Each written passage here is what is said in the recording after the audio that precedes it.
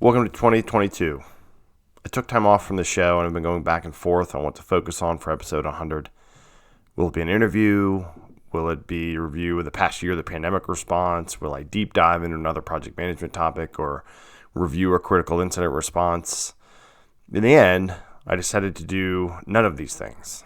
Instead, I'm going to use quotes from the movie Don't Look Up as it outlined to share my 2 cents on how we as humans, and more specifically as Americans, must look up in the face of divisiveness, hate, misinformation, and fear.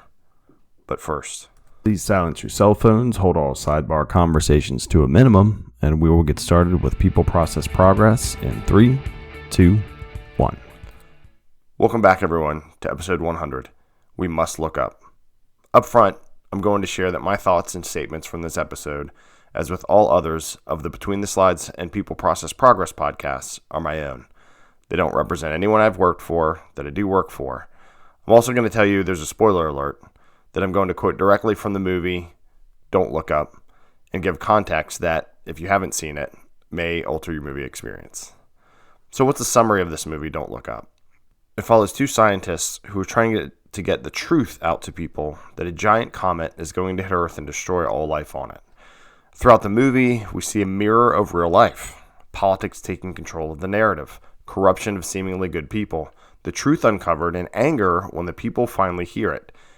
In the end, the truth comes out too late, and humanity falls victim to greed, competing priorities, and that if we keep letting time go by without making a decision, we run out of options. I do recommend watching the movies. It's enjoyable and a scary parody on the realities of being human in 2022. So again, if you haven't watched the movie, maybe stop, go watch the movie, then come back to this episode. Now I'm going to get into some quotes, my thoughts on the quotes, and takeaways that I think we can all consider. The first quote is, "Are you sure the video of the puppy on the rooster is optimizing our prepubescent sense memory consumer sector? I find the bird quite threatening." The character that says this is Peter Isherwell, who's played by Mark Rylance. And to me, this character, Peter Isherwell, is a mashup of like Bill Gates, Steve Jobs, Elon Musk, and many other smart pioneers that also have deep hooks into society. The quote itself speaks to algorithms we're all subjected to and fall victim to. The moment of smart devices and artificial intelligence or AI to immediately satisfy our needs and provide us a dopamine hit with likes and shares, etc., providing virtual, quote, safe spaces with calming pictures on a phone, we as humans seem to be so plugged into, like the Matrix, but for real. The takeaway I took from this scene and this quote was that smartphones are here to stay, for sure. One smartphone, it provides more computing power than a room full of old school processors that we watched the movie War Games the other day, and there was, this giant room of these tower computers processing, and our smartphone can, is as powerful as those things now. But to me, just because we have them doesn't mean we have to let them run our lives. We can use them for calculation, navigating when we drive, sharing images and stories with friends and families, but not to determine our own value. I know kids these days. I have 3 kids, one a teenager, and I know other teenagers and other young adults and even older adults. They measure themselves by the likes, by what the filter makes them look like. And this is coming from a guy. I share workout pictures and pictures of the mountains all the time. I think what I try and do with my headspace is, sure, I like it when people appreciate it or they say, hey, great, cool, thanks for the inspiration or this or that, but is to put something out there, take a picture, tell a story, get it out in the world, help somebody else, inspire them. That's great, but don't use that as the measure of your value. Just because you don't have as many likes as your friends or this other org or these other, higher level podcasters as a guy sitting here with a microphone on my computer, it doesn't matter. If you help one person, if you help yourself by sharing that good story, then you're using the technology. The technology is not using you quite so much. I think, honestly, after all, a smart filter that makes our skin look smooth doesn't hide the hurt that we could have underneath. And that's the reality of life compared to sometimes the unreality of Instagram and Facebook and these online platforms that are made, as we know, to plug into our deepest emotions. So let you and your emotions as a human control the technology. Don't let it control you. This next quote is from the character Kate DiBiase, who discovers the comet, and she's played by Jennifer Lawrence. And it says, quote, well, maybe the destruction of the entire planet isn't supposed to be fun. Maybe it's supposed to be terrifying and unsettling. And you should stay up all night, every night crying, when we're all 100% for sure going to fucking die. Quote. Pretty extreme. At this point, they're trying to get the message out, and it's frustrating because people are glossing over it, right? As sometimes people do. And my thoughts on this are, I think this speaks to the filter that many of us try to put on unpleasant experiences. For example, for those of us that had cancer, do you remember when you told others of your diagnosis? Did some folks tell you to just focus on the positive or to keep your chin up? Just like Kate says, maybe it's supposed to be terrifying and unsettling. To some, this is the same for the pandemic, especially if they've been really sick or they lost someone they love. Outbreaks are terrifying. I was in public health as a public health emergency coordinator. We can't see the virus, and frankly, it's going to go where it wants to go, right? Some mitigations are window dressing to help our psyche deal with the reality, but in the end, this doesn't help. And sometimes we just need to be truthful and open about the situation. I think to me, the takeaway is that humans benefit from scary experiences we've lived through. Maybe not during, it seems horrible. One of my sons, for example, is not a fan of heights, especially when he's gone on the roof, like we clean the roof for sticks or whatever, and he's got to come back down the ladder, right? I recall earlier this year, or last year rather, he had a teary statement right as I coached him to come down the ladder and get there. He said, if I just think I could do it. And I was both so upset because he was, saying that through his tears, but also proud that he told himself that. Because in this instance, it was true. It was his mindset, right, facing it. Yes, this is going to be scary, but yes, we can push through it. And sometimes the experiences we're going through are supposed to be awful, but that doesn't mean we have to ball up in a quarter or in fear forever. We do need to let ourselves be angry, sad, mad, ride that emotional roller coaster that comes with sickness or trauma or other bad experiences. But I think we also must recognize when we need help and when we can help others by just listening, by just allowing others to speak, to let them have their freak out moment, to accept the truth of it and not sugarcoat the message is a very powerful and valuable thing. This third quote comes as the truth starts to leak out, and it's, quote, we're people just like you, we deserve to know, end quote. And this is from a random person in a scene in a bar. It's made later in the movies. The truth began to come out, and someone overheard the main characters talking about the comet that was going to destroy Earth. In addition to being in the movie, I think this quote could be taken away from any human that's lived through 2020 to 2022. We deserve to know, indeed.